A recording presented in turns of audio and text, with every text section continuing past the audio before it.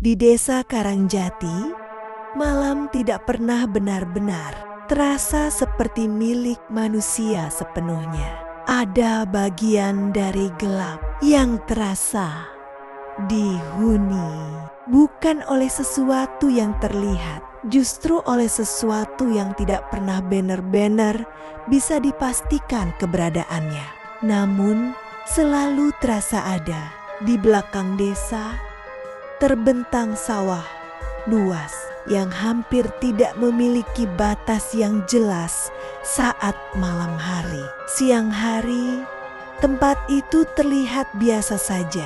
Petani bekerja, burung beterbangan, angin menggerakkan padi.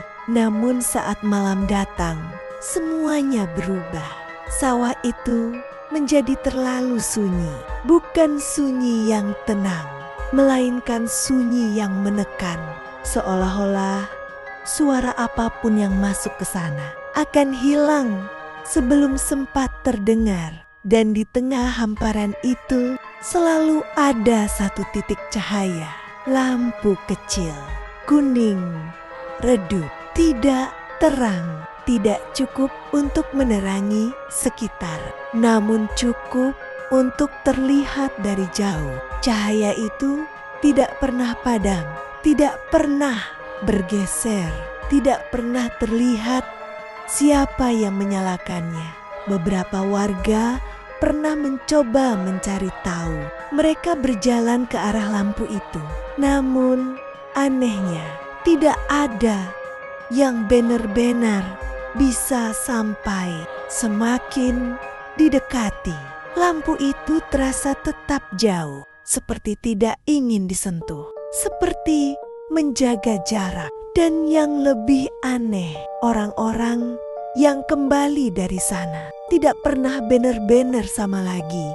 Ada yang berhenti berbicara, ada yang setiap malam berdiri di belakang rumah, menatap sawah tanpa bergerak. Ada yang tertawa sendiri dalam gelap, dan ada yang menghilang tanpa jejak, tanpa suara, tanpa penjelasan.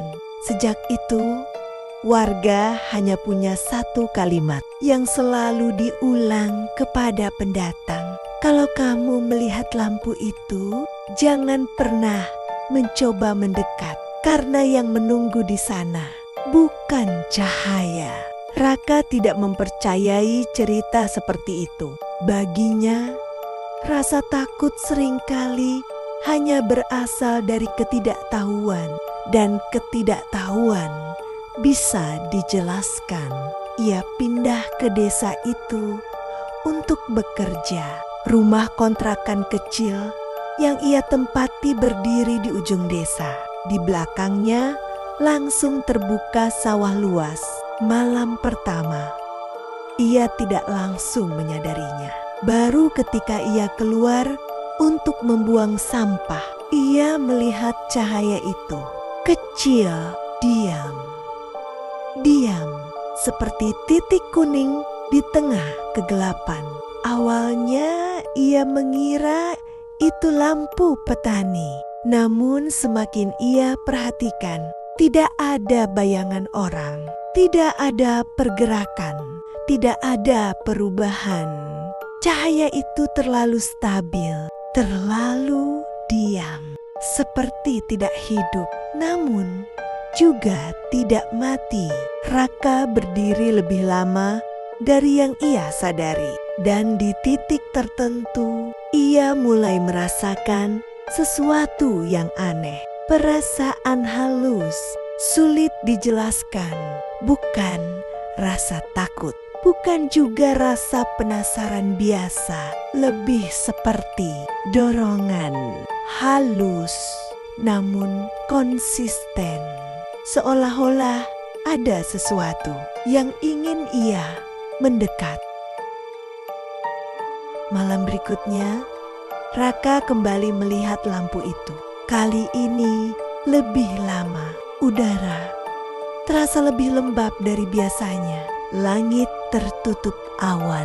Tidak ada bintang. Tidak ada bulan. Dan yang paling mengganggu, tidak ada suara jangkrik, tidak ada suara katak, tidak ada suara apapun. Seperti seluruh kehidupan kecil di sekitar menghilang. Raka berdiri di belakang rumah, menatap ke arah lampu.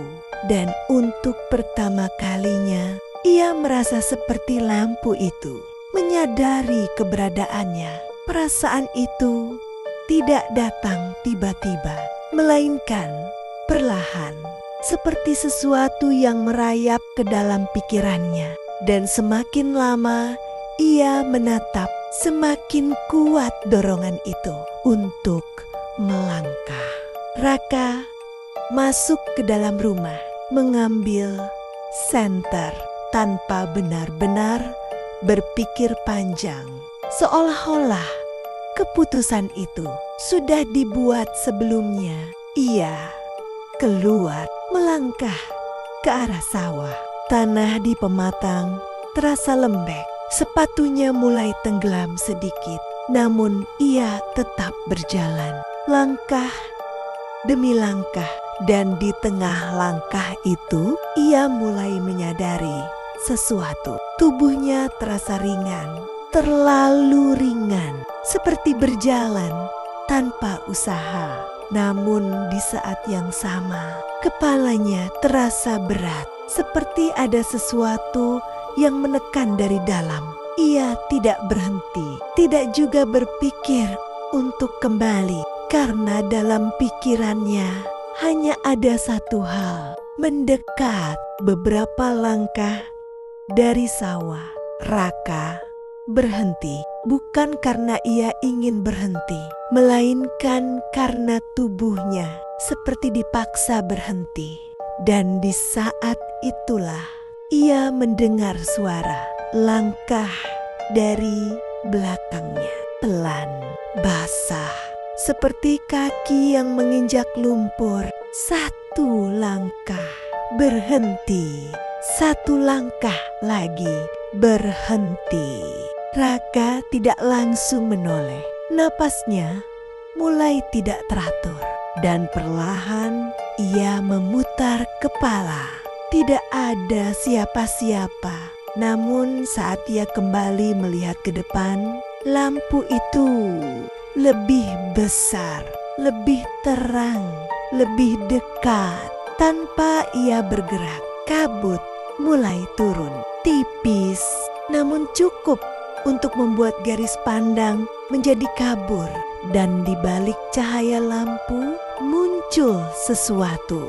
Siluet seseorang duduk membelakangi, tidak bergerak sama sekali. Raka menatap, tidak berkedip. Tangannya menggenggam senter, namun saat ia menyalakan, cahayanya melemah, seperti diserap oleh kegelapan di sekitarnya. Sosok itu tetap diam, namun suasana di sekitarnya berubah.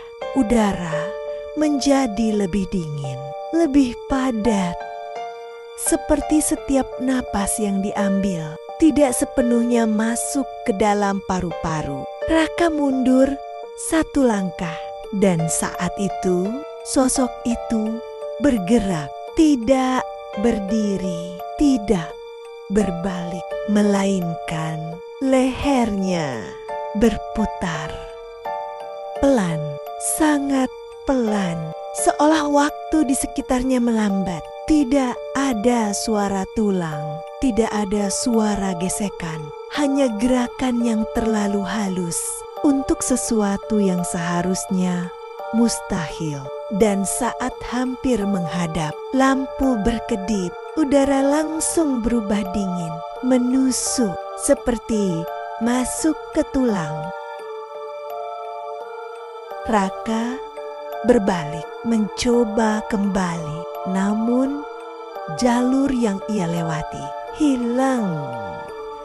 Tidak ada pematang, tidak ada jejak kaki, tidak ada arah. Hanya sawah luas tak berujung. Kabut sekarang menutup hampir semua pandangan dan dunia terasa menyempit, seperti hanya ada ia dan sesuatu yang lain. Langkah itu kembali terdengar, lebih cepat, lebih berat, lebih dekat. Raka tidak menoleh, namun tubuhnya sudah gemetar dan tiba-tiba ia merasakan sesuatu tepat di belakang lehernya. Dingin, sangat dingin, dan bukan sekadar dingin, lebih seperti sentuhan. Raka menoleh ke depan dan dunia terasa berhenti. Sosok itu sudah berdiri di depannya, sangat dekat, tidak lebih dari 1 langkah. Wajahnya terlihat jelas, namun tidak ada apapun di sana. Tidak ada mata, tidak ada hidung, tidak ada mulut, hanya permukaan pucat, halus, kosong. Dan dari dalam kekosongan itu muncul suara pelan, serak, dalam. Kenapa kamu datang? Lampu berkedip cepat, cahaya bergetar, lalu padam, gelap total. Dan di dalam gelap, Raka merasakan sesuatu memegang tangannya.